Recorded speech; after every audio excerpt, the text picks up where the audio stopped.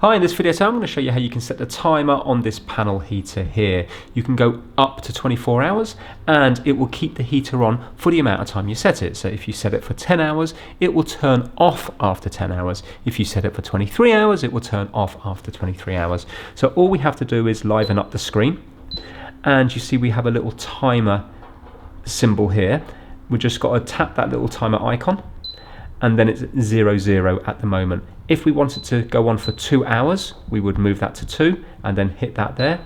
And you can now see we have a little timer icon just here, a tiny little one there. And after 2 hours, that will turn off.